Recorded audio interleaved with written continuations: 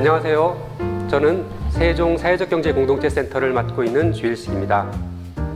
오늘 이 영상은 세종시 마을공동체 이해를 위한 기본적인 강의입니다. 마을공동체는 무엇인지, 공동체 활동에서 중요한 것은 무엇인지 함께 고민해보는 자리가 되었으면 좋겠습니다. 시작하도록 하겠습니다. 오늘 강의의 목차입니다. 공동체에 대해서 얼마나 알고 있는지에 대해서 먼저 살펴보고요. 그리고 전통적 공동체, 그리고 새로운 공동체의 등장, 우리가 만들어가는 공동체 활동을 잘하기 위해서는 어떻게 우리는 준비해야 하는지, 좋은 공동체는 무엇인지에 대한 순서로 이야기를 시작하도록 하겠습니다. 여러분들은 공동체에 대해서 얼마나 알고 있나요? 공동체라는 말은 많이 들어보셨을 것입니다. 하지만 공동체가 무엇인지에 대해서 막상 설명을 하려고 하면 막연한 것이 사실입니다. 대부분 공동체가 대략 무엇인지는 알고 있지만 정확히 알고 있기는 어렵습니다. 그래서 공동체에 대한 이야기를 시작하도록 하겠습니다. 공동체는 문 알고 있지만 설명하기 약간 어렵습니다. 왜냐하면 공동체라는 개념 자체가 매우 복잡하기 때문입니다. 오늘은 공동체에 대한 기본적인 이해를 하는 시간입니다. 공동체에 대한 기본적인 이해를 하기 위해서 하나의 설명을 한 학자가 있습니다. 심리학자 중에 3대 심리학자라고 하면 프로이트, 융, 아들러를 들 수 있는데요. 그 중에 스위스 심리학자 융에 의하면 공동체라는 것은 인간의 중요한 의식인 집단 무의식에 속한다고 합니다. 인류가 출현한 이후에 수백만 년간 인간은 개인으로서는 혼자 살아갈 수가 없었고, 그래서 부족 공동체에 속해서 일원으로서만 살아갈 수 있었습니다. 그리고 그러한 경험이 인간들의 유전자에 전승되어 내려오고 있다고 합니다. 즉, 융에 의하면 인간은 공동체로부터 누구도 벗어나서 살 수는 없다는 것입니다.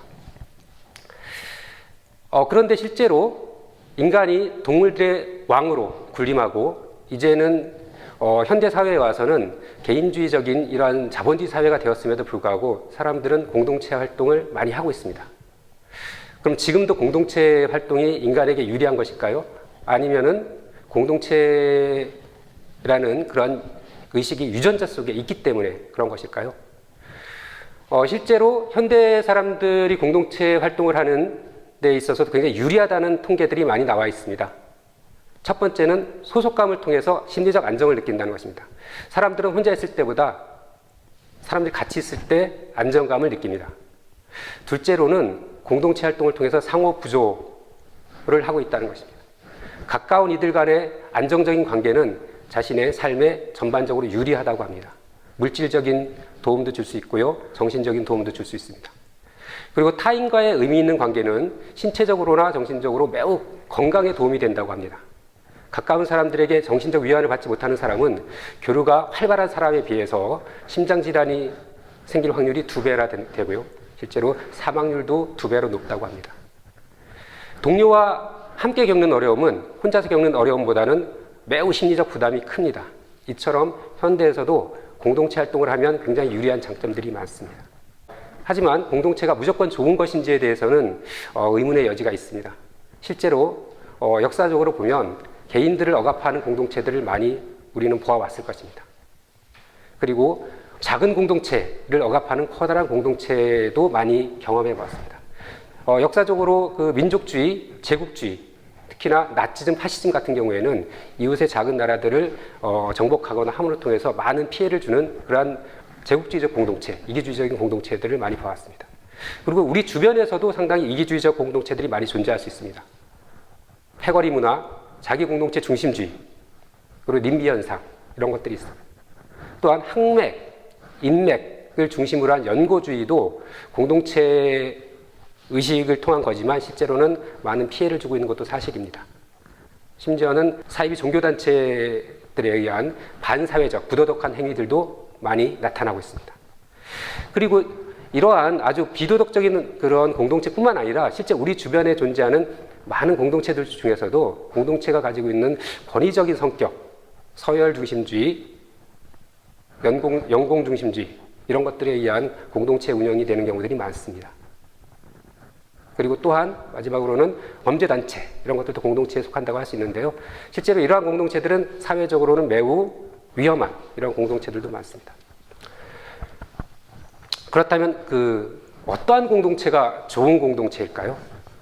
여러분들이 생각하는 공동체는 어떠한 공동체여야 되는지 한번 생각을 해보시기 바랍니다. 이 강의 마지막에 여러분들이 생각하는 좋은 공동체란 어떠한 것인지,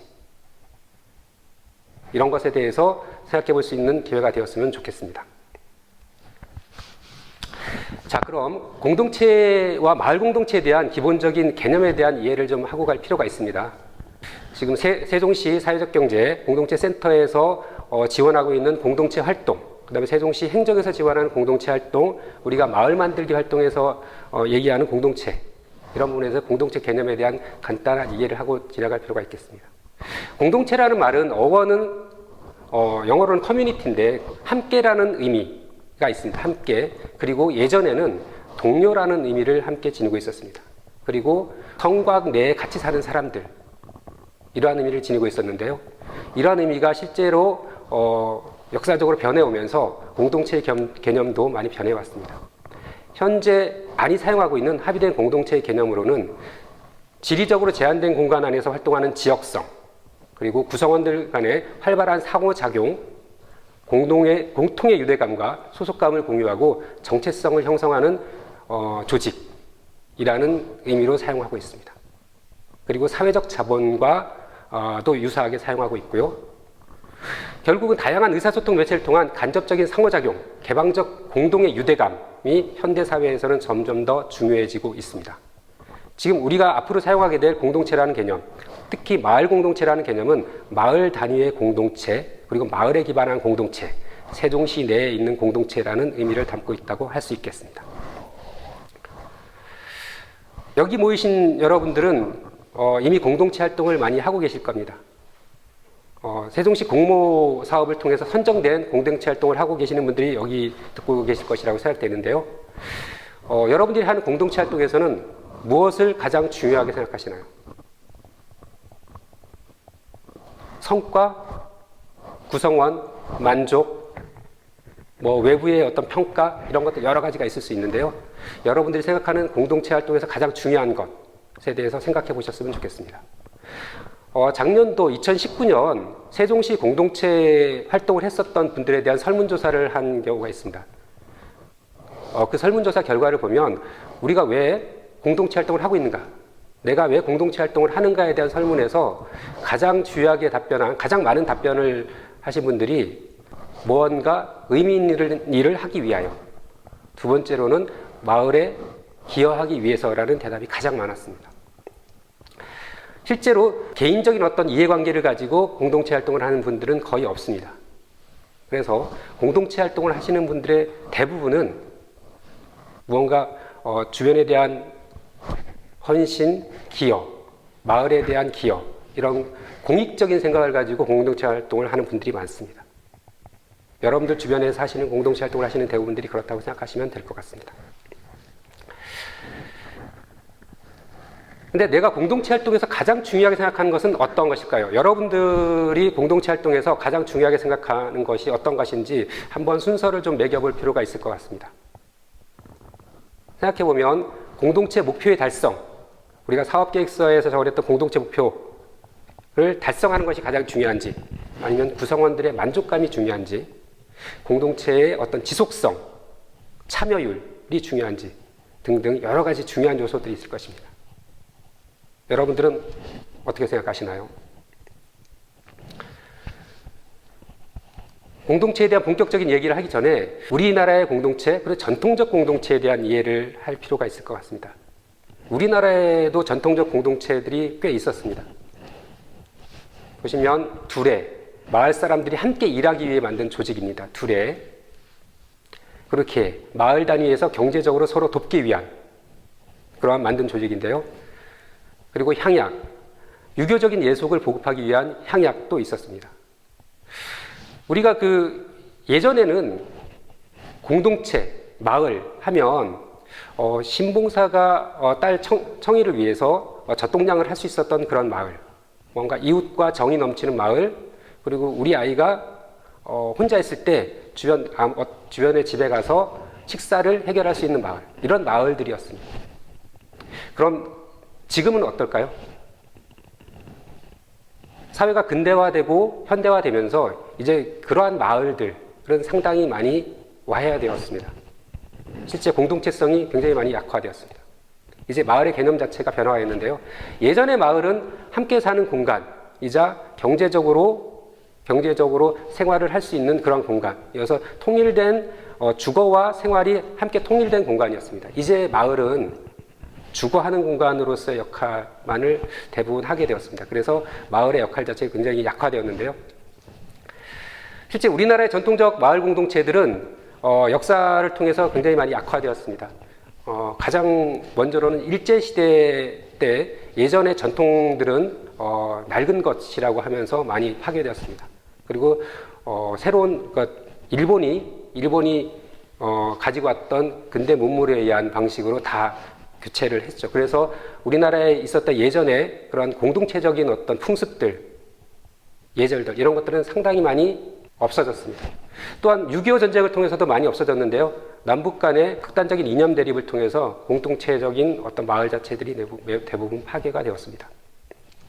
그리고 70년대 근대화를 통해서도 공동체가 파괴가 되었는데요. 70년대 근대화 때는 어떤 효율성을 가장 중요하게 생각하면서 예전에 있었던 것들은 뭔가 비효율적이고 전근대적인 것으로 평화되었습니다. 우리나라 역사를 통해 볼 때 중앙정부 중심의 자원 배분에 의한 경험들도 공동체를 약화시키는 데 커다란 역할들을 해왔습니다. 역사적으로도 공동체가 매우 약화되어 왔는데요. 현재 우리 사회에서도 공동체를 약화시키는 중요한 요인들이 많이 있습니다. 그 중에서도 가장 핵심적으로는 경제적 양극화입니다. 경제적 양극화를 중심으로 해서 직업 간 양극화, 양질의 일자리가 부족합니다. 그리고 동일 노동, 함에도 불구하고 차별 임금이 지급되고 있습니다. 노후 보장이 미비하고요. 미흡한 복지, 최장의 노동 시간, 이러한 것들이 우리의 공동체성을 약화시키는 주요한 요인이 되고 있습니다. 이제 잠시 새로운 공동체의 등장을 보기 위해서 세계로 눈을 돌려보도록 하겠습니다. 근대 시민혁명을 통해서 새로운 공동체들이 많이 등장했는데요. 영국의 명예혁명, 미국의 독립전쟁, 프랑스 대혁명을 통해서 새로운 공동체들이 등장하게 됩니다. 예전의 공동체들은 사회 근대화, 현대화를 통해서 뭔가 개방적인 공동체들을 변화하게 되는데요. 이러한 이유는 신분제의 철폐, 자유와 평등, 민주주의, 공화주의 등등의 이념들을 내세우면서 새로운 공동체들이 등장하게 됩니다. 새로운 결사체적인 공동체들이 등장하는데요. 예전에는 장원에 묶여 있었던, 농노의 신분으로 묶여 있었던 그러한 공동체, 장원 공동체에서 이제는 뭔가 자신들이 자발적으로 만드는 공동체들이 생겨나게 됩니다. 이제는 목적을 같이 하는 공동체, 그리고 언제든지 자신이 탈퇴할 수 있는 공동체, 그래서 자유로운 공동체들이 생겨나게 되는데요. 그러한 예로는 보시면 협동조합, 꼬민, 자치공동체, 노동조합, 그리고 정치조직화 시민단체들이 많이 생겨나게 됩니다. 이러한 공동체들의 중요한 요소들은 자발적 공동체라는 것입니다. 그리고 자유로운 공동체, 민주적 공동체, 평등한 관계에 입각한 공동체라는 예전의 전통적 공동체와는 질적으로 달리하는 공동체의 성격들을 갖게 됩니다. 그래서 사실은 공동체에는 전통적 공동체가 가지고 있는 특징과 새로운 공동체가 가지고 있는 특징들이 함께 있습니다. 전통적 공동체가 가지고 있는 특징 중에 미덕은 어떠한 것들이 있을까요? 예전에 우리가 전통적 공동체에 대해서 공동체성을 회복하자라는 얘기들을 많이 합니다. 이때 전통적 공동체가 가지고 있는 장점들, 공동체성의 핵심은, 미덕은 상호 부조, 협동, 연대가 될 수 있을 것 같습니다. 그럼 새로운 공동체가 가지는 특징들은 어떤 것들이 있을까요? 자유, 평등, 민주주의, 그리고 자발적인 참여가 무엇보다도 중요합니다. 그리고 평등한 관계. 그래서 과거의 공동체를 복원하자고 하는 것들은 과거 예전의 공동체로 그냥 돌아가자는 것들이 아니라 과거의 공동체의 미덕과 새로운 공동체의 미덕을 함께 조화롭게 통일시키는 새로운 공동체, 그리고 우리가 만들어가는 공동체들은 뭔가 새로운 공동체들이 될 수 있을 것 같습니다. 우리 주변에는 공동체들이 다양하게 존재하고 있습니다. 공동체의 가장 작은 단위로는 가족을 들 수 있습니다. 가족은 본인 자신이 선택하는 공동체는 아니지만 가장 기본적인 공동체 단위입니다. 가족, 친족, 이웃, 마을, 그리고 우리 세종시에서는 예를 들면 금남면, 그리고 세종시, 나아가서는 대한민국, 세계, 이러한 방식으로 공동체들은 층위적으로 존재하고 있습니다. 이러한 층위적으로 존재하는 공동체들 사이에 우리가 만들어가는 새로운 공동체들이 있습니다. 협동조합, 시민단체, 마을회, 그리고 사회적 기업, 이런 작은 단위의 공동체들이 우리 주변에 존재하는데요. 우리가 지금 현재 말하고 있는 마을 공동체 활동은 이러한 공동체 활동들을 대부분 이야기하고 있습니다. 그래서 이 층위적으로 존재하는 공동체들과 그리고 우리가 만들어가는 새로운 공동체들, 이런 자발적이고 자유롭고 민주적이고 평등한 공동체들이 함께 어우러져서 우리 마을의 공동체, 세종시의 공동체를 형성한다고 할 수 있겠습니다. 네.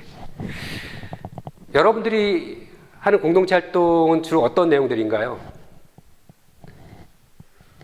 세종시의 공동체 활동의 주요한 내용들을 살펴보면 마을 소식지 만들기, 또 무슨 아버지회, 마을 청소단, 어디 마을 기업, 이런 것들 예를 들 수 있습니다. 그리고 아파트 공동체, 입주자 대표 회의, 또 독서 모임, 공동육아 모임 등등이 있을 수 있습니다. 그리고 다양한 공동체들이 있는데요. 이런 것들은 우리 주변에서 필요한 요구들을 모아서 함께 만들어갈 수 있을 것 같습니다. 세종시 아파트 공동체의 사례를 좀 살펴보겠습니다. 보면 친환경 실천 체험 공동체들이 굉장히 많이 존재하고 있습니다. 그리고 소통, 주민화합에 관련된 공동체들이 많고요. 인문교육, 취미 창업, 교육, 보육, 건강운동, 그리고 이웃돕기 사회봉사 등등 다양한 공동체들이 존재하고 있습니다. 그리고 공동체와 주민자치의 관계를 잠시 살펴볼 수 있도록 하겠습니다. 공동체는 공동체의 목적에 맞는 구성원들이 만들어가는 조직입니다. 그래서 공동체의 구성원들은 동일한 목적, 동일한 지향들을 가지고 있습니다. 주민자치 조직은 반드시 그런 것은 아닙니다. 주민자치 조직은 자치 조직이기 때문에 일정 범위 지역의 주민들의 의사를 대표하는 조직이라고 할 수 있습니다. 주민자치 조직의 대표적인 예로는 아파트 입주자 대표회의를 들 수 있겠고요. 그리고 주민자치회, 아직 주민자치회로 바뀌지 않은 곳에는 주민자치위원회 등을 들 수 있습니다. 그런데 공동체와 주민자치의 관계를 살펴보면 주민자치가 잘 되는 곳에서는 사회적 자본이 강하다는 것이 통계적으로 나타나 있습니다. 사회적 자본이 강하다는 것은 어떤 것을 말할까요? 사회적 자본은 사람들의 신뢰와 네트워크를 기반으로 한 자본입니다. 우리 공동체 활동에서 추구하는 지향과 동일합니다. 그래서 공동체가 활성화된다는 것은 사회적 자본이 활성화된다는 것을 의미하고 사회적 자본이 활성화된다는 것은 주민자치가 활성화된다는 것을 의미합니다. 그래서 우리가 공동체 활동과 주민자치는 함께 가는 길이고 매우 긴밀한 연관관계가 있다고 할 수 있겠습니다. 근데 공동체 활동을 잘하기 위해서는 준비가 필요합니다. 공동체 활동을 하시는 분들이 대부분은 공동체에 기여하기 위해서, 마을에 봉사하기 위해서, 자기가 조금이라도 의미 있는 일을 하기 위해서란 매우 선의의 동기를 가지고 공동체 활동을 합니다.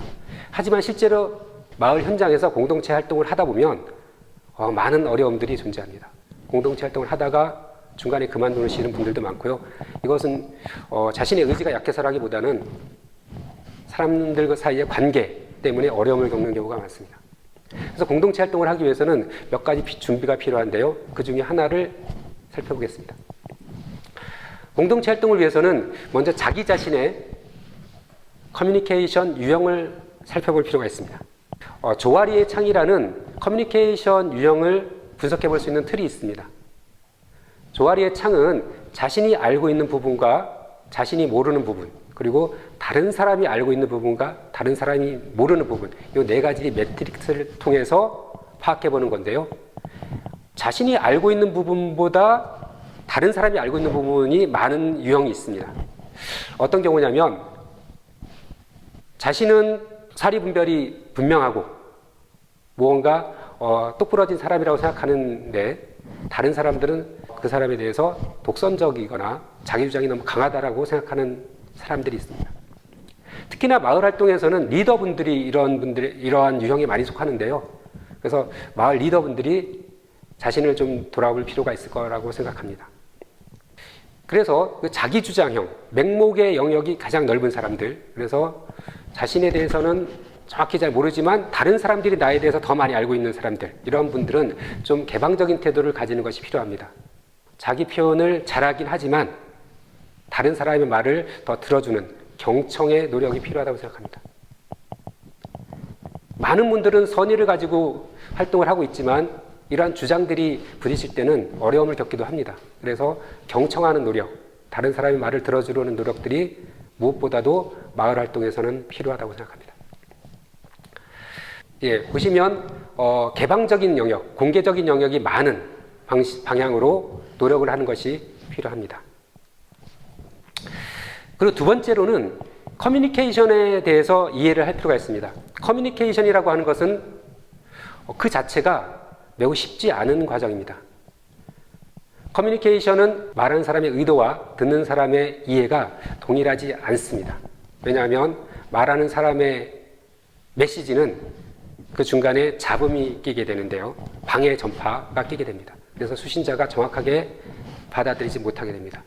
이런 것들을 방해하는 요소로는 개인의 경험, 개인의 상황, 그리고 개인의 생각이 각자 다르기 때문입니다.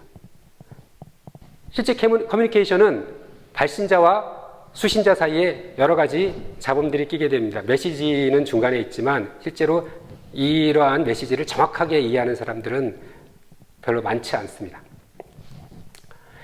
나의 표현과 상대방의 이해가 다를 수밖에 없습니다. 그런데 이 배타적인 관계에서는 더욱더 이해하는 정도가 낮습니다. 하지만 수용적인 관계가 되면 이해하는 정도가 높아지는데요. 이러한 수용적인 관계라고 하는 것은 서로가 서로를 이해하는 정도가 높을 때, 서로의 경험을 잘 알고 공유할 때, 그리고 서로를 이해하기 위한 노력을 많이 할 때, 관계가 매우 좋을 때, 이러한 수용적인 관계는 단기간에 형성되기는 어렵습니다. 그리고 지속적인 만남과 대화, 노력을 통한 경험들이 쌓였을 때 수용적인 관계가 됩니다. 그래서 마을에서 공동체 활동을 한다는 것은 처음에 매우 어려울 수 있습니다. 서로 간의 노력이 굉장히 필요하다고 할 수 있을 것 같습니다. 커뮤니케이션이 매우 어렵고 이해하는 정도도 매우 다를 수 있기 때문에 실제로 여러 차원에서 갈등이 발생하게 됩니다. 이러한 갈등은 특정한 상황에서 발생하는 것이 아니라 매우 일상적으로 발생하게 됩니다. 그래서 마을 공동체 활동에서는 갈등을 해결하는 역량이 무엇보다도 중요합니다. 이러한 갈등은 피할 수 있는 것이 아니라 실제 해결을 해야만 다음 단계로 나아갈 수 있습니다. 갈등을 해결하는 방식들은 여러 가지가 있겠지만 회피하는 경우, 경쟁하는 경우, 그리고 타협하는 경우, 양보하는 경우도 있습니다. 하지만 협력을 통한 갈등의 해결이 가장 근본적인 해결이라고 할 수 있겠습니다. 협력을 통한 해결은 여러 가지 노력이 필요한데요. 갈등의 문제를 그 사람의 개인적인 감정과 결부시키지 않고, 개인적인 관계와 결부시키지 않고 객관적인 문제로 파악하는 것이 필요합니다. 그리고 사람과 사람의 입장이라는 것이 겉으로는 매우 갈등적인 관계처럼 보이지만 실제로는 그 근본에 있어서는 유사한 것들이 매우 많을 수 있습니다. 그래서 근본적으로 유사한 것들을 찾아서 조정해가는 그러한 노력이 필요합니다. 그리고 이러한 갈등은 일방적으로 승리함을 통해서 해결할 수 있는 것보다는 서로 양보와 조정을 통해서 같이 윈윈할 수 있는 방법을 찾아야 됩니다. 그리고 무엇보다도 중요한 것은 갈등을 해결하기 위한 기본적인 원칙과 프로세스가 만들어져야 됩니다. 그래서 이러한 원칙과 프로세스가 누구나 납득할 수 있는 방식대로 적용이 될 때 실제로 갈등은 해결될 수 있습니다. 좋은 공동체는 어떠한 공동체일까요?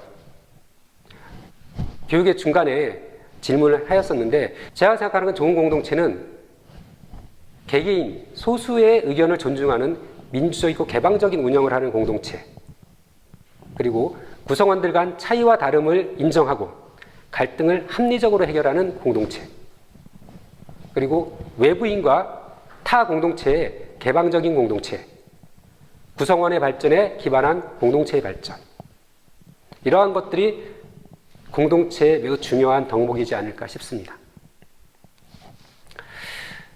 내가 속한 공동체가 좋은 공동체가 되려면 많은 노력이 필요합니다. 개인적인 노력도 필요하고 함께 합심해서 조직적인 노력도 필요합니다. 이 공동체의 활동이란 것은 전통적 공동체가 가지고 있었던 상호 부조 실천, 그리고 새로운 공동체의 특징인 민주적인 의사결정, 평등한 관계가 유지될 때 좋은 공동체의 어떤 모습들이 가시화될 수 있습니다. 그리고 구성원들이 즐거울 수 있는 공동체, 그리고 구성원들의 요구가 충족되는 공동체, 실제로 구성원들이 보람을 느끼고 자부심을 가질 수 있는 공동체가 되어야 되지 않을까 생각합니다. 마지막으로 저는 공동체 활동에서 가장 중요하다고 생각하는 것은 사람이라고 생각합니다. 공동체 활동에서 성과도 중요하고 실적을 내서 다음 외부의 평가를 좋게 받는 것도 중요하겠지만, 이 공동체 활동을 통해서 이 구성원들이 얼마나 만족하고 다음에도 나도 공동체 활동을 계속해야지 하고 성장할 수 있는 그러한 공동체가 되어야 되지 않을까 생각합니다. 공동체 활동은 완벽한 사람들이 하는 것들이 아닙니다. 우리 모두가 다 부족한 사람들끼리 조금씩 서로를 채워주면서 보다 나은 공동체를 만들어가는 과정이지 않을까 생각합니다. 이러한 공동체 활동에서 어려움도 많겠지만 함께 노력하고 협심한다면 우리 마을의 공동체, 그리고 읍면동 공동체, 세종시 공동체의 좋은 모범들을 만들어갈 수 있지 않을까 생각합니다. 앞으로 여러분들이 이러한 공동체 활동의 주체가 되어주실 것을 믿습니다. 감사합니다.